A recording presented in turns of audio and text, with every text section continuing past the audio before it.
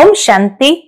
आज 27 नवंबर 2025 के बाबा के अनमोल मधुर महावाक्य सुनेंगे। आज की बाबा की मुरली है पढ़ाई। बाबा कहते, बाबा जो पढ़ाते हैं उसे अच्छी रीति पढ़ो, क्योंकि ये पढ़ाई ही 21 जन्मों के लिए सोर्स ऑफ इनकम है। बाबा ही हमारा बाप भी है, सुप्रीम टीचर भी है और सुप्रीम सतगुरु भी है। तो बाबा जो बच्चों को पढ़ाते हैं, बच्चों को पढ़ाई की कदर होनी चाहिए। साथ ही साथ बाबा कहे, बुद्धि में एम ऑब्जेक्ट होगा तो नशा भी रहेगा कि हम ये बनने वाले हैं, तो फिर कैरेक्टर्स भी सुधरते जाएंगे। लेकिन कई बच्चे हैं जिन्हें कदर नहीं है। पढ़ाई की कदर न होने कारण क्लास में लेट आते हैं, टीचर के बाद आते हैं, तो इसको कदर नहीं कहेंगे।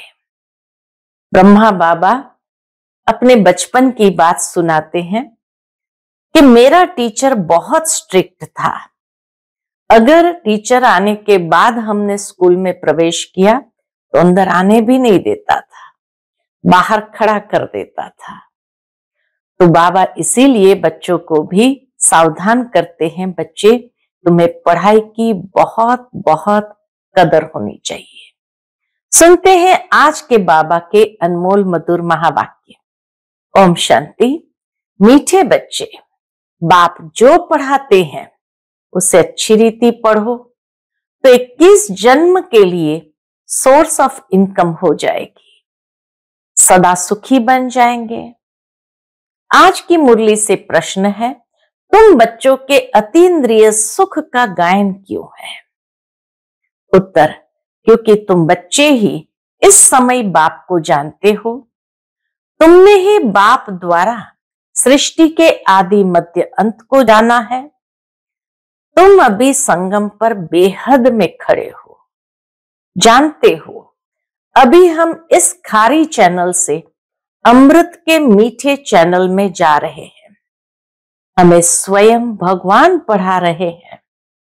ऐसी खुशी ब्राह्मणों को ही रहती है, इसीलिए अतीन्द्रिय सुख तुम्हारा ही गाया हुआ है। जब बेहद की खुशी रहे तो बाबा कहे, यही तो अतीन्द्रिय सुख का गायन है। ओम शांति। रूहानी बेहद का बाप रूहानी बेहद के बच्चों प्रति समझा रहे हैं, यानी अपनी मत दे रहे हैं। बाबा का समझाना माना बाबा अपनी मत दे रहे हैं। यह तो जरूर समझते हो कि हम जीवात्माएं हैं, परंतु निश्चय तो अपने को आत्मा करना है ना। आत्मनिश्चय करके बैठना है। यह कोई हम नया स्कूल नहीं पढ़ते हैं, हर 5000 वर्ष बाद पढ़ते आते हैं। बाबा पूछते हैं ना, आगे कभी पढ़ने आए हो? तो सब कहते हैं हम हर 5000 वर्ष बाद पुरुषोत्तम संगम युगे बाप के पास आते हैं। यह तो याद होगा ना? पूछते बाबा, यह तो याद होगा ना कि यह भी भूल जाते हो? स्टूडेंट को स्कूल तो जरूर याद आएगी ना। एम ऑब्जेक्ट तो एक ही है। जो भी बच्चे बनते हैं, फिर 2 दिन का बच्चा हो या पुराना हो, परंतु एम ऑब्जेक्ट एक है। कोई को भी घाटा नहीं हो सकता। बाबा कहते इस पढ़ाई में उस एम ऑब्जेक्ट को प्राप्त करने की हर एक को फुल फ्रीडम है। कोई को घाटा नहीं हो सकता है। पढ़ाई में इनकम है, वह भी दुनिया में भी देखो, कोई ग्रंथ बैठकर पढ़कर सुनाते हैं तो कमाई होती है, झट शरीर निर्वाह निकल आता है। ग्रंथ बैठकर पढ़कर सुनाया तो भी बाबा कहे झट शरीर निर्वाह निकल आएगा। साधु बना, 1-2 शास्त्र बैठ सुनाया, इनकम हो जाएगी। अभी यह सब सोर्स ऑफ इनकम है। हर एक बात में इनकम चाहिए ना। पैसे है तो कहां भी घूम फिर आओ। तुम बच्चे जानते हो बाबा हमको बहुत अच्छी पढ़ाई पढ़ाते हैं, जिससे 21 जन्मों की इनकम मिलती है। यह इनकम ऐसी है जो हम सदा सुखी बन जाएंगे। ये इनकम भी ऐसी है जो हम सदा सुखी बन जाएंगे, कभी बीमार नहीं होंगे, सदा अमर रहेंगे। ऐसी ये पढ़ाई है जो हम सदा सुखी बन जाएंगे, कभी बीमार नहीं होंगे, सदा अमर रहेंगे। ये निश्चय करना होता है। ऐसे ऐसे निश्चय रखने से तुमको उल्लास आएगा, नहीं तो कोई ना कोई बात में गुटका आता रहेगा, कोई ना कोई बात में मूंझते रहेंगे, गुटका आता रहेगा। अंदर में सिमरण करना चाहिए, हम बेहद के बाप से पढ़ रहे हैं। भगवान वाच, ये तो गीता है। गीता का भी युग आता है ना, सिर्फ भूल गए हैं, मनुष्य भूल गए हैं। यह है 5वां युग। यह संगम बहुत छोटा है, वास्तव में चौथाई भी नहीं कहेंगे, परसेंटेज लगा सकते हैं। सो भी आगे चल बाप बतलाते रहेंगे, कुछ तो बाप के बतलाने की भी नूंद है ना। तुम सभी आत्माओं में पाठ की नूंद है जो रिपीट हो रही है। तुम जो सीखते हो वह भी रिपीटेशन है ना। रिपीटेशन के राज का तुम बच्चों को मालूम हुआ है। कदम कदम पर पाठ बदलता जा रहा है। एक सेकंड न मिले दूसरे से, जो मिसल टिक टिक चलती रहती है। टिक हुई, सेकंड पास हुआ, अभी तुम बेहद में खड़े हो। दूसरा कोई भी मनुष्य मात्र बेहद में नहीं खड़ा है। कोई को भी बेहद की अर्थात आदि मध्य अंत की नॉलेज नहीं है। अभी तुमको फ्यूचर का भी मालूम है। हम नई दुनिया में जा रहे हैं। यह है संगम युग, जिसको क्रॉस करना है। खारी चैनल है ना, ये दुनिया खारी चैनल है। यह है मीठे मीठे अमृत की चैनल। बाबा आकर के हमें मीठे मीठे अमृत के चैनल में ले आते। वह है विष की। अभी तुम विष के सागर से क्षीर सागर में जाते हो। यह है बेहद की बात। दुनिया में इन बातों का कुछ भी पता नहीं है। नई बात है ना, यह भी तुम जानते हो। और क्या जानते हैं? ये भगवान किसको कहा जाता है, वह क्या पार्ट बजाते हैं, टॉपिक में भी बताते हो। आओ तो परम पिता परमात्मा की बायोग्राफी तुमको समझाए। यूं तो बच्चे बाप की बायोग्राफी सुनाते हैं, कॉमन है। यह तो फिर बापों का बाप है ना। तुम्हारे में भी नंबरवार पुरुषार्थ अनुसार जानते हैं। अब तुमको यथार्थ रीति बाप का परिचय देना है। तुमको भी बाप ने दिया है, तब तो समझाते हो। और तो कोई बेहद के बाप को जान न सके। तुम भी संगम पर ही जानते हो।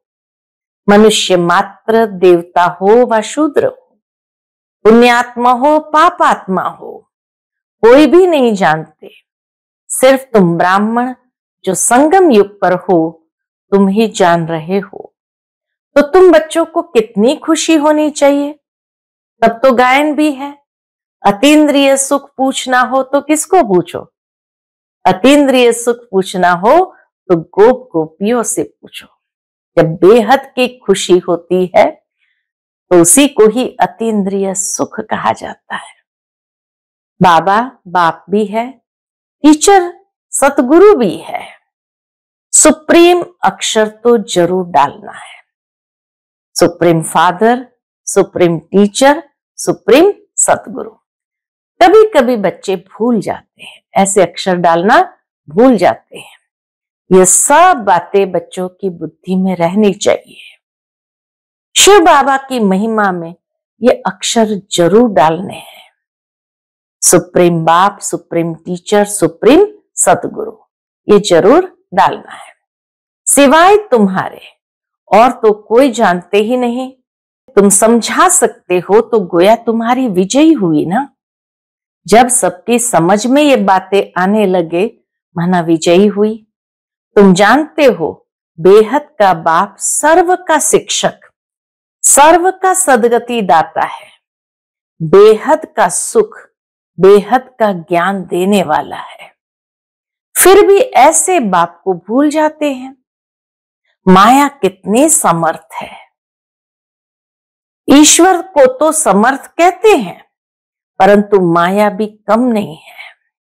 तुम बच्चे अभी एक्यूरेट जानते हो, इनका तो नाम ही रखा है रावण। राम राज्य और रावण राज्य, इस पर भी एक्यूरेट समझानी चाहिए। बाबा कहे सबको एक्यूरेट समझानी देनी है। राम राज्य है तो जरूर रावण राज्य भी है।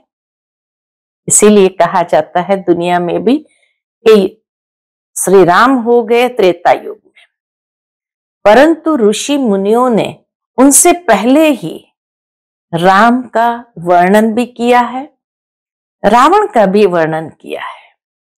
तो वो कौन से राम का वर्णन किया होगा?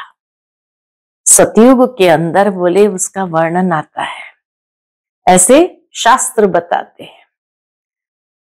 तो जरूर है वो बेहद का राम और बेहद का रावण, उसका वर्णन है। इसीलिए कहते हैं एक राम दशरथ का बेटा तो एक राम जगत से न्यारा। तो जगत से न्यारा परमात्मा राम की कहानी पहले से ही लिखी गई है। सदैव राम राज्य तो हो न सके। राम राज्य से कृष्ण का राज्य कौन स्थापन करते हैं? ये बेहद का बाप बैठ समझाते हैं। तुमको भारत खंड की बहुत महिमा करनी चाहिए। क्या महिमा करेंगे? भारत सचखंड था, कितनी महिमा थी। बनाने वाला बाप ही है। तुम्हारा बाप के साथ कितना लव है, एम ऑब्जेक्ट बुद्धि में है। यह भी जानते हो हम स्टूडेंट को अपनी पढ़ाई का नशा होना चाहिए, कैरेक्टर का भी ख्याल होना चाहिए। पढ़ाई है, एम ऑब्जेक्ट बुद्धि में है, तो कैरेक्टर का भी ख्याल होना चाहिए। विवेक कहता है जबकि गॉडली पढ़ाई है तो उसमें एक दिन भी मिस नहीं करना चाहिए, और टीचर के आने के बाद लेट भी नहीं पहुंचना चाहिए। टीचर के बाद आना यह भी एक इंसल्ट है, टीचर की इंसल्ट है। स्कूल में भी पिछाड़ी में आते हैं तो उनको टीचर बाहर में खड़ा कर देते हैं। बाबा अपने छोटेपन का मिसाल भी बताते हैं। ब्रह्मा बाबा अपने छोटेपन का मिसाल भी बताते हैं। हमारे यहाँ टीचर तो बहुत सख्त था। ब्रह्मा बाबा कहते हैं हमारा टीचर तो बहुत सख्त था, अंदर आने भी नहीं देता था। यहाँ तो बहुत है जो देरी से आते हैं। सर्विस करने वाला सपूत बच्चा जरूर बाप को प्यारा लगता है ना। अभी तुम समझते हो आदि सनातन देवी देवता धर्म तो यह था ना। इनका धर्म कब स्थापन हुआ जरा भी किसकी बुद्धि में नहीं है। तुम्हारी बुद्धि से भी घड़ी घड़ी खिसक जाता है। तुम अभी देवी देवता बनने के लिए पुरुषार्थ कर रहे हो, कौन पढ़ा रहा है? देवी देवता बनने का पुरुषार्थ करते हो तो बाबा कहते हैं रियलाइज करो कौन पढ़ा रहे हैं? खुद परम पिता परमात्मा। तुम समझते हो हमारा ये ब्राह्मण कुल है, डिनास्टी नहीं होती है, ब्राह्मणों की डिनास्टी नहीं होती है। यह है सर्वोत्तम ब्राह्मण कुल। बाप भी सर्वोत्तम है ना। ऊंचते ऊंच है तो जरूर उनकी आमदनी भी ऊंची होगी। उनको ही श्री श्री कहते हैं, तुमको भी श्रेष्ठ बनाते हैं। तुम बच्चे ही जानते हो कि हमको श्रेष्ठ बनाने वाला कौन, और कुछ भी नहीं समझते। तुम कहेंगे हमारा बाप बाप भी है, टीचर भी है, सतगुरु भी है, पढ़ा रहे हैं, हम आत्माएं हैं, हम आत्माओं को बाप ने स्मृति दिलाई है। तुम हमारी संतान हो, ब्रदरहुड है ना। बाप को याद भी करते हैं, समझते हैं वो निराकारी बाप है, तो जरूर आत्मा को भी निराकार ही कहेंगे। आत्मा ही एक शरीर छोड़ दूसरा लेती है, फिर पाठ बजाती है। मनुष्य फिर आत्मा के बदले अपने को शरीर समझ लेते हैं। मैं आत्मा हूं ये भूल जाते हैं। मैं कभी भूलता नहीं हूं। शिव बाबा कहते मैं कभी भूलता नहीं हूं। तुम आत्माएं सभी हो शालिग्राम। मैं हूं परम पिता माना परम आत्मा। उनके ऊपर कोई दूसरा नाम नहीं है। उस परम आत्मा का नाम है शिव। हो तुम भी ऐसे ही आत्मा, परंतु तुम सब शालिग्राम हो। शिव के मंदिर में जाते हो, वहां भी शालिग्राम बहुत रखते हैं। शिव की पूजा करते हैं तो शालिग्राम के भी साथ में करते हैं ना। तब बाबा ने समझाया था कि तुम्हारी आत्मा और शरीर दोनों की पूजा होती है। हमारी तो सिर्फ आत्मा की ही होती है, शरीर है नहीं। तुम कितना ऊंच बनते हो। बाबा को तो खुशी होती है ना। बाप गरीब होता है, बच्चे पढ़कर कितना चढ़ जाते हैं, क्या से क्या बन जाते हैं। बाप भी जानते हैं तुम कितना ऊंच थे, अब कितने ऑर्फन्स बन गए हो। बाप को ही नहीं जानते। अभी तुम बाप के बने हो तो सारे विश्व के मालिक बन जाते हो। बाप कहते हैं मुझे कहते ही हो हेवनली गॉड फादर। यह भी तुम जानते हो अभी स्वर्ग की स्थापना हो रही है। वहां क्या क्या होगा यह सिवाय तुम्हारे और कोई की बुद्धि में नहीं है। तुम्हारी बुद्धि में है कि हम विश्व के मालिक थे, अब बन रहे हैं।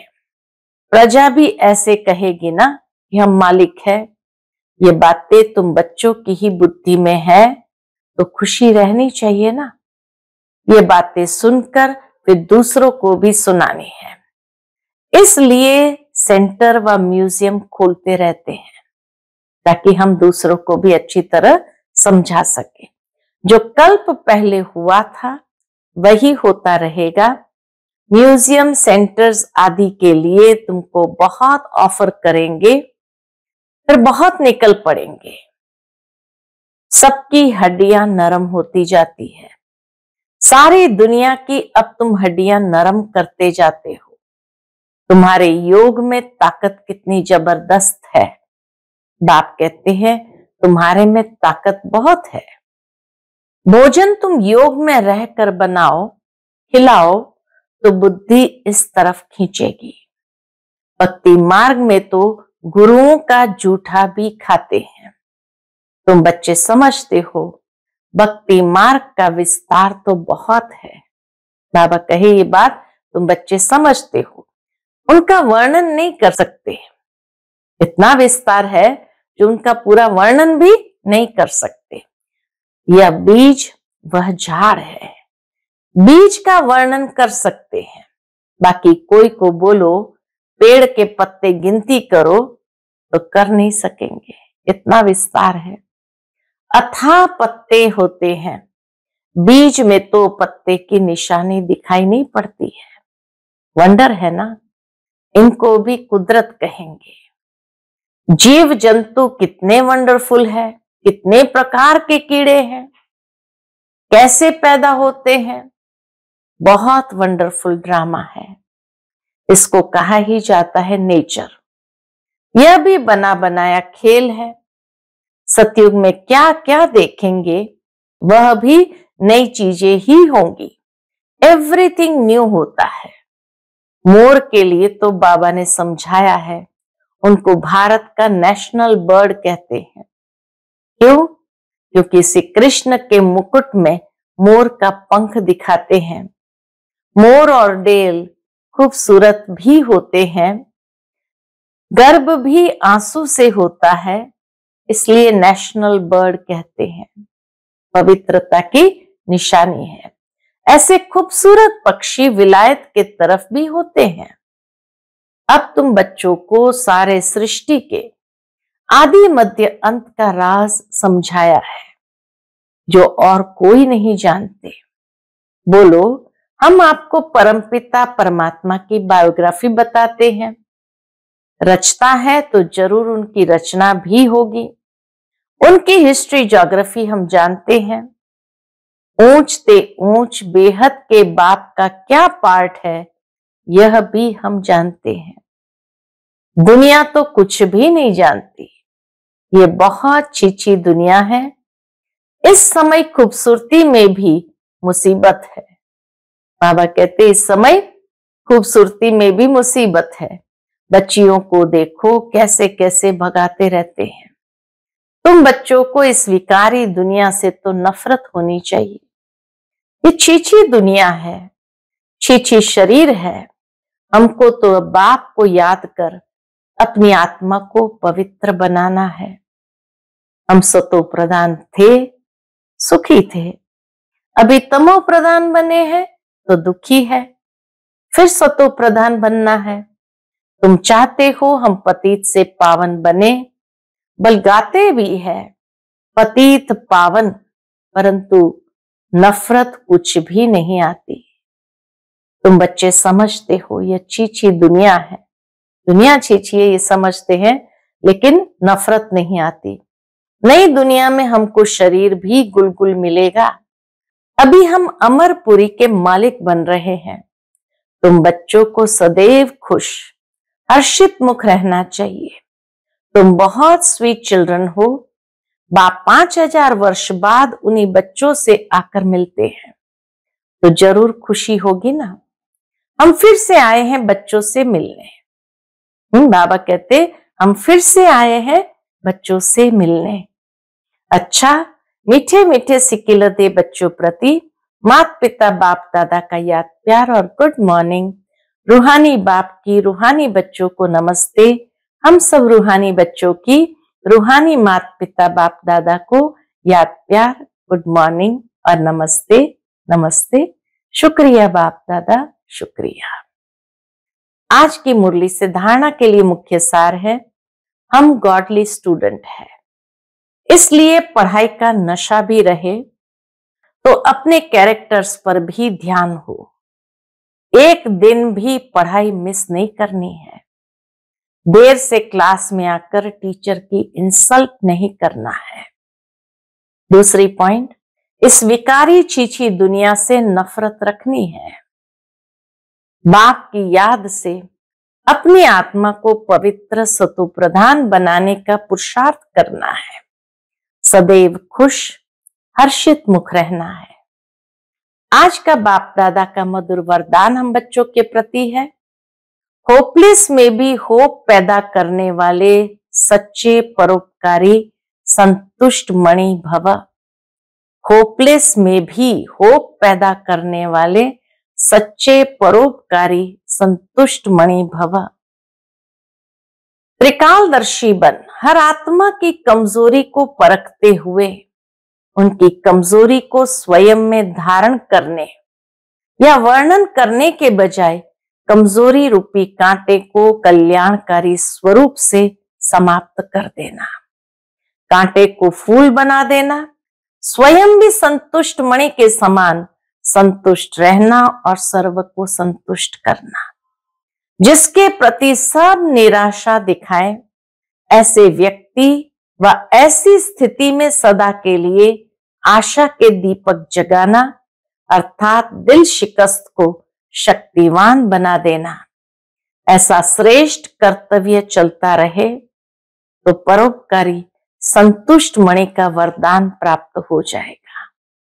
आज का स्लोगन है, परीक्षा के समय प्रतिज्ञा याद आए तब प्रत्यक्षता होगी। परीक्षा के समय प्रतिज्ञा याद आए तब प्रत्यक्षता होगी। आज का व्यक्त इशारे, अशरीरी व विदेही स्थिति का अभ्यास बढ़ाओ। उसके अंतर्गत सारे दिन में बीच बीच में 1 सेकंड भी मिले तो बार बार ये विदेही बनने का अभ्यास करते रहो। 2-4 सेकंड भी निकालो, इससे बहुत मदद मिलेगी। नहीं तो सारा दिन बुद्धि चलती रहती है तो विदेही बनने में टाइम लग जाता है, और अभ्यास होगा तो जब चाहो उसी समय विदेही हो जाएंगे, क्योंकि अंत में सब अचानक होना है। तो अचानक के पेपर में विदेहीपन का अभ्यास बहुत आवश्यक है। अच्छा, ओम शांति।